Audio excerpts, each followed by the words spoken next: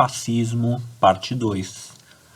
Na aula anterior, vimos as características do fascismo, essa ideologia, essa doutrina que surge no contexto europeu do período entre guerras, logo após a Primeira Guerra Mundial. Logo após a Primeira Guerra Mundial, a Europa, especialmente os países derrotados na Primeira Guerra Mundial, vão sofrer uma profunda crise econômica, uma crise social, uma crise política e uma crise moral.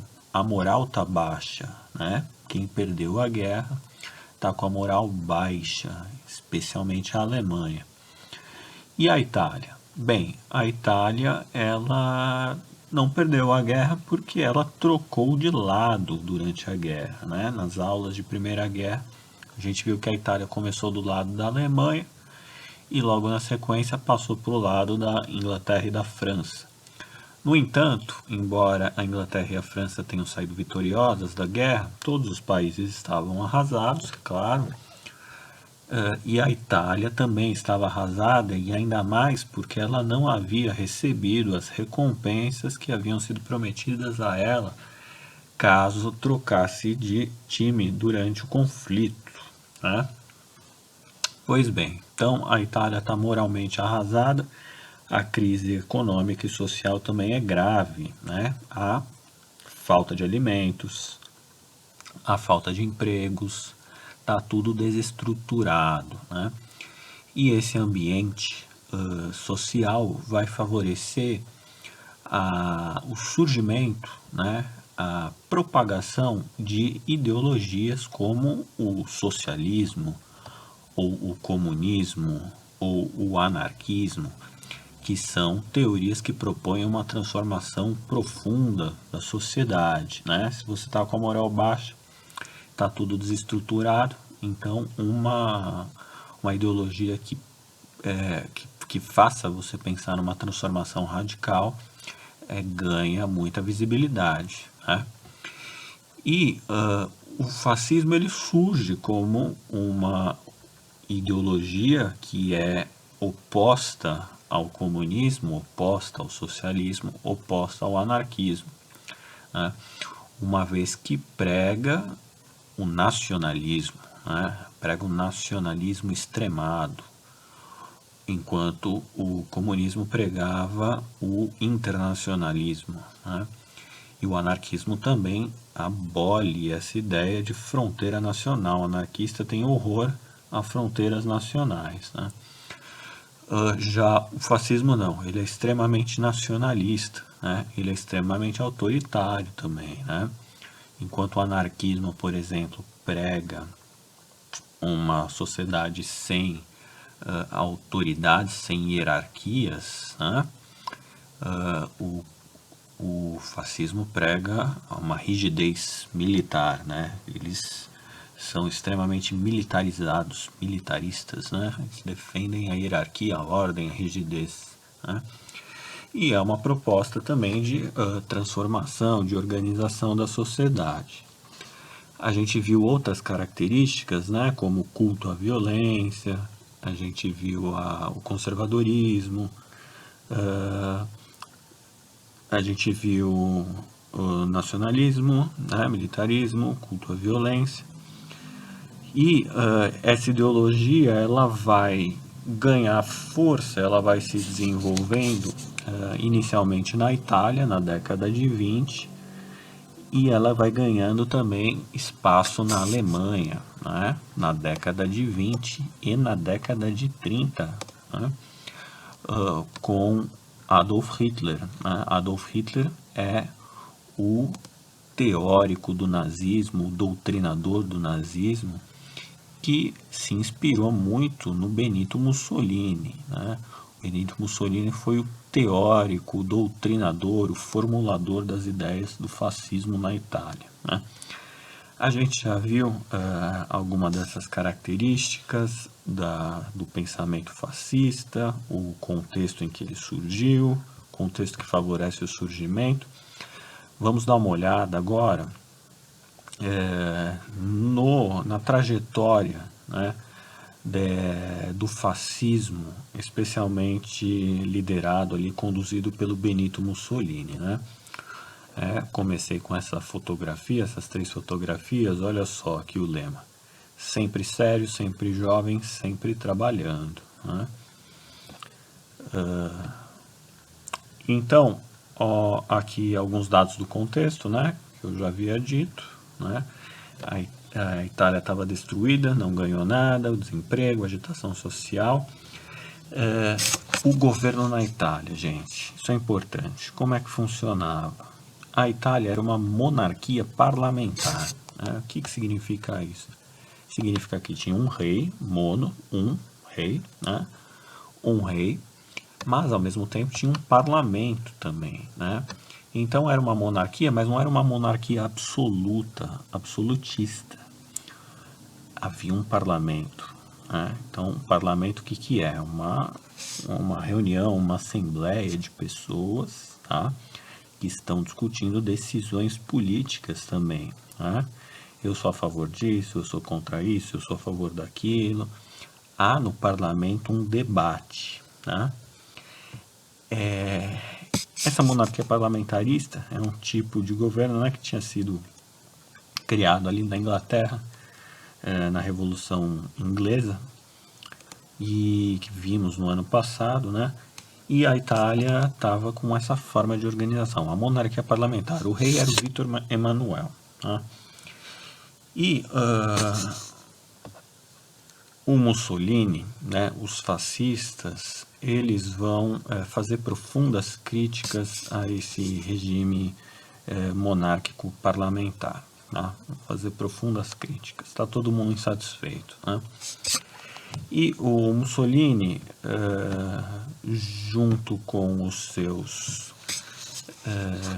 camisas negras, né, que são os nomes dos militantes do Partido Fascista, eles vão começar a organizar ações práticas para criticar essa monarquia parlamentarista, para criticar os políticos do parlamento, né?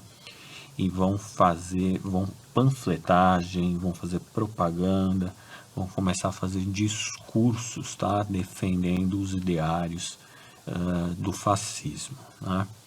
Dizendo que só os fascistas são capazes de resolver a crise econômica, que a Itália está numa bagunça, só os fascistas podem colocar ordem porque eles têm trajetória militar e os militares entendem de ordem, então eles podem organizar a sociedade.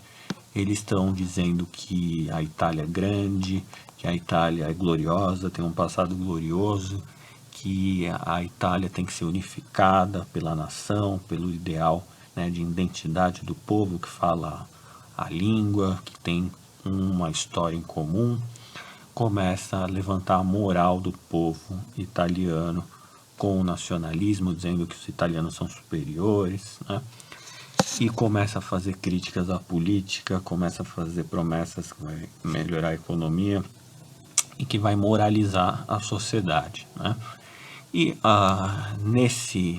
nessa propagação de ideias, o Mussolini ele vai enfrentar, claro, né, o fascismo vai encontrar muita resistência, porque na Itália existia outras alas políticas também, outras esferas, outros partidos políticos. Como o mais forte ali era o partido ligado à Igreja Católica. Tá? A Itália é profundamente católica. E havia um partido, os camponeses, por exemplo, né?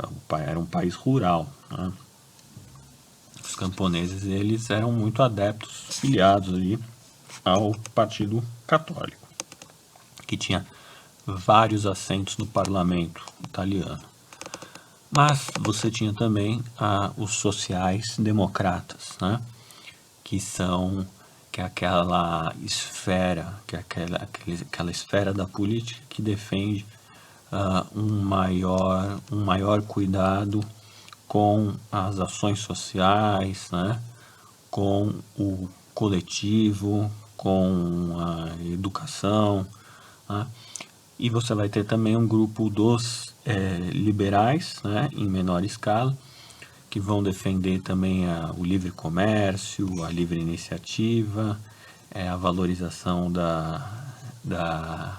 do empreendimento privado, né? E uma redução do papel do Estado na economia. E você vai ter também os socialistas, né, que também, lembrando que a Revolução Russa aconteceu em 1917, e isso animou demais trabalhadores urbanos das fábricas e alguns camponeses também. E o socialismo estava bombando, né, na Alemanha, na Inglaterra, o Partido Socialista estava crescendo, estava ganhando espaço nos sindicatos, né? E você tinha também agora o fascismo surgindo ali para fazer oposição a todos esses, né? E o Mussolini era um cara, olha só que curiosidade, né? O Mussolini era filho de um membro do Partido Comunista, né? E de uma ala radical, inclusive, né? Do Partido Comunista.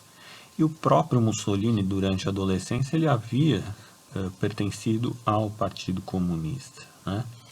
Mas ele não durou muito tempo. Ele não durou muito tempo porque, durante o período da guerra, o Partido Comunista foi contra a entrada da Itália na guerra, dizendo que essa guerra mundial aí é problema do capitalismo, ela foi ocasionada pelo capitalismo, né? Essa busca desenfreada por colônias, por matéria-prima, mercado consumidor, é assunto do capitalismo. Então, os comunistas se opuseram à entrada da Itália na guerra. E o Mussolini, nesse momento, ele rompeu com o Partido Comunista, porque ele passou a defender, sim, a entrada da Itália na guerra, né? E ele mesmo lutou na guerra, teve um desempenho pífio, né? Foi ferido em batalha logo no começo e saiu de combate, né? Junto com outros militares, né? E aí sim, depois ele rompeu, né? Uma vez que rompeu com o Partido Comunista, ele vai começar a elaborar a teoria do fascismo, juntando o nacionalismo, juntando com também algumas inspirações do futurismo artístico. Olha só, vocês lembram do movimento modernista nas artes? Lembra de uma corrente chamada futurismo? Era uma corrente que era fortemente inspirada nas tecnologias, no avanço da técnica, do mundo industrializado, né? E os futuristas, eles tinham uma predileção assim por desenhar, pintar, retratar temas bastante violentos, né, impactantes, da aceleração. E o Mussolini era fascinado por isso. Ele era fascinado assim por velocidade, tecnologia, violência, né, colisões, né? E o próprio Mussolini também, entrando para o lado biográfico, durante a infância dele, a vida dele foi totalmente marcada por episódios de violência, né? Só para vocês terem uma ideia, aos 14 anos de idade, o Mussolini foi expulso da escolinha dele por esfaquear o coleguinha com uma tesoura, né? Foi expulso da escolinha. Já na adolescência, ele tem várias passagens pela polícia por provocar desordem, por provocar briga em bar, bagunça. Foi preso lá na fronteira com a Suíça algumas vezes, né? Então Mussolini, ele tem uma história, um culto também à violência, né? E ele vai incluir esse culto à violência na doutrina fascista, misturando com nacionalismo, misturando com futurismo, misturando com uma série de coisas, né? E aos poucos ele vai ganhando adeptos, principalmente entre ex-combatentes da Primeira Guerra, tá? Inicialmente os camisas negras, os camisineri, né? eles são ex-combatentes inicialmente, né? Então eles dominam lá algumas armas, eles têm o uso da força. É um grupo pequeno, né? Mas aos poucos, né? Todo mundo tira sarro no começo deles, mas aos poucos eles vão ganhando adeptos, né? E esses adeptos, eles vão formando lá uma espécie de grupo paramilitar, né? Os caras vão sendo treinados ali. E esses camisas negras começam a fazer propaganda, começam a intimidar, começam a perseguir a oposição, começam a falar mal da democracia, né? E eles começam em 1922, vão reunir 50 mil pessoas e marchar, fazer uma grande marcha em direção a Roma, a famosa marcha sobre Roma, em 1922. Né? Nessa famosa marcha, o Mussolini, os camisas negras, eles vão em frente ao palácio do Vítor Emanuel exigir a nomeação do Mussolini para primeiro-ministro da Itália. Olha só que ousado, né? O primeiro-ministro é um cargo importantíssimo, né? Tá abaixo do rei ali, o próximo depois do rei. E os fascistas, eles mal tinham assentos no parlamento. Veja só, tinham alguns assentos no parlamento, mas a maioria era dominada pelos católicos, pelos sociais-democratas e alguns socialistas e alguns liberais, né? Mas a essas alturas, em 22, os camisas negras já estavam fazendo sucesso pela sua intimidação. Então eles chegaram em Roma e ficaram cercando lá o palácio, um grupo pequeno, perto da população local, tá? E ficaram intimidando as pessoas e ameaçando, obrigando o Vítor Emanuel a tomar uma decisão, né? E aí você me pergunta, pô, professor, mas por que o Vítor Emanuel não mandou o exército para cima desses camisas negras aí, já que estavam intimidando ele, né? E, pois bem, foi mais ou menos isso que o Vítor Emanuel tinha pensado, mas não colocou em prática, né? Aquelas alturas, o rei italiano, ele achou melhor evitar um conflito com os camisas negras, né? Que poderia gerar uma guerra civil, né? Ele preferiu evitar esse conflito e preferiu estabelecer uma aliança com Mussolini. O Vítor Emanuel, né, ele consultou lá os membros do parlamento, né, especialmente os membros do Partido Católico e dos liberais, e alguns sociais-democratas, né, e eles acharam melhor tentar estabelecer uma aliança com Mussolini para pelo menos domesticar um pouco essa violência do fascismo ali, né? E amenizar um pouco o clima que estava se criando, né? E os socialistas se opuseram totalmente e os sociais-democratas, muitos deles ficaram neutros, tá? Pois bem, e aí o Mussolini foi nomeado primeiro-ministro em 22, né? Mas ainda assim, nesse período ele estava, ainda existia um parlamento na Itália, né? Onde havia as discussões e o Mussolini estava lá como primeiro-ministro.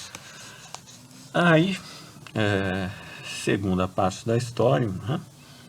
A partir de 22 é que a coisa começa a ficar complicada, porque o Mussolini é o primeiro-ministro, mas os fascistas não têm assentos lá no parlamento italiano. Como é que vai fazer, né, para aprovar as ideias fascistas, né?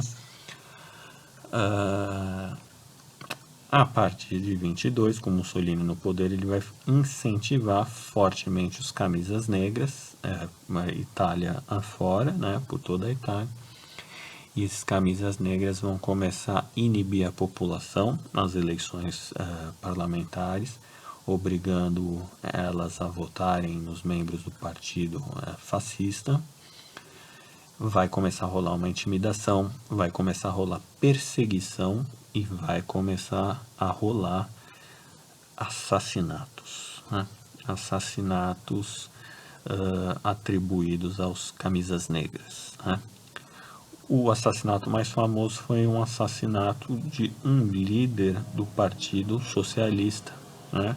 Giovanni Mattei. Um belo dia, Giovanni Mattei vai ser encontrado morto, né? E quem é que matou? Né? O Mussolini vai dizer o seguinte: não sei quem matou, né? Não sei. E todas as evidências apontavam para os camisas negras, né? Mas naquela época não havia outra forma, não havia câmeras, não havia forma de fazer uma investigação mais profunda, tá? Pois bem, com essa intimidação e com essa pressão para convocação para a eleição de membros do Partido Fascista no parlamento, as cadeiras no parlamento começam a aumentar de fascistas, né? Em 24, né? 24 você já tem um bom número ali, mas ainda assim eles não são a maioria, né? De 24 para 25 acontece, a oposição fica fraca, né? Os católicos e os sociais-democratas e os socialistas não conseguem formar uma coalizão, o parlamento racha e os fascistas estão unidos ali, né? Os liberais e os católicos, inclusive, vão tentar se aproximar do Mussolini e dos fascistas, né? O Mussolini vai aceitar umas certas alianças temporárias, tá? E uma vez que ele está no poder, ele vai começar a excluir todos aqueles que fizeram alianças com ele, né? Para os católicos, ele vai, como recompensa, ele vai criar o Estado do Vaticano, né? O Estado do Vaticano, que era uma reivindicação, né, dos católicos. O Mussolini atende e fecha um acordo lá com o Partido Católico e com a Igreja, e a Igreja Católica indiretamente acaba apoiando o fascismo, né, na Itália. E os socialistas estão na oposição, né, tiveram seu líder assassinado e não conseguem formar maioria no parlamento. Enquanto isso, as ruas estão brigando, tá? Tá tendo guerra na rua. E diante desse quadro tumultuoso, em 25, o Mussolini impõe as suas leis fascistíssimas, né? E aí, em 25, com essas leis fascistíssimas, o Mussolini fala, ó, as ruas estão um caos, está tendo briga para tudo que é lado nas ruas. O parlamento está rachado, né? Os fascistas estão aqui unidos, então o parlamento não está servindo para nada. Que tal se a gente fechar o parlamento e deixar só o Partido Fascista, né? E é exatamente isso que vai acontecer, né? A oposição não vai conseguir conter isso, né? A essas alturas o Mussolini também já tinha cooptado o exército, né? Ele também, com a sua história militar, cooptou facilmente o exército. E aí em 25 ele estabelece o início de uma ditadura na Itália, né? Com as leis fascistíssimas, né? E o título dele passa a ser o de Duce da Itália, né? É o termo italiano que significa como se ele fosse o César, o imperador romano, né? O antigo imperador romano, como se fosse o imperador da Itália, né? O líder máximo da Itália, né? O Duce, né? E ele estabelece e cria a Carta del Lavoro, né? Que é a carta com as leis trabalhistas, as regras sindicais e a censura, tá? Ele vai criar proibição da liberdade de imprensa, proibição da liberdade de formação partidária, de greves, vai criar, né, as leis fascistíssimas, com muita propaganda, né? Olha a propaganda aqui, né, fascista. Crer, obedecer e combater, né? Crer no líder. Todo mundo tem que acreditar que esse líder aqui vai nos conduzir para um mundo melhor. Obedecer, né? Obedecer a hierarquia, né, militar aqui. Combater, mais uma vez, está sempre disposto a lutar pelo seu país, pela sua grande Itália, né? Mussolini sempre tem razão, né? Não dá para discordar do Mussolini. Olha aqui uma notícia de um jornal brasileiro, Correio da Manhã. Mussolini diz que só um povo armado é forte e livre. Ok, gente. Propaganda fascista aqui. Olha só. Lavorare e combatere. Trabalhar e lutar. Trabalhar e lutar, né? Trabalhador e o militar dando um aperto de mãos aqui, simbolizando uma unificação da Itália, né? Aqui temos também uma propaganda com a bandeira aqui, bandeirona preta com uma caveira, né?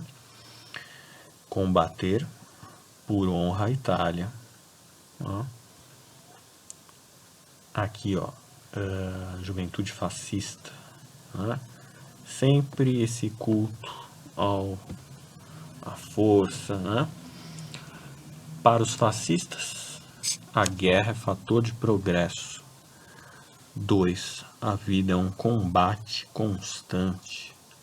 Tem que sempre lutar pelo seu país. A vontade de uma pessoa deve estar submetida à vontade de um governo. Então tem que haver uma união total entre governo e sociedade.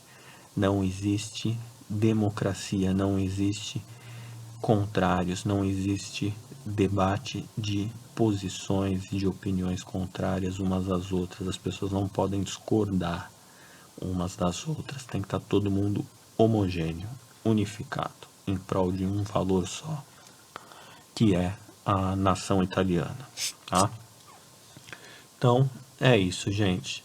Essas ideias elas estão totalmente conectadas com o próximo tema que nós vamos ver, que é o nazismo na Alemanha. Totalmente Hitler super inspirado no Mussolini. A gente vai ver isso melhor, ok? Um grande abraço.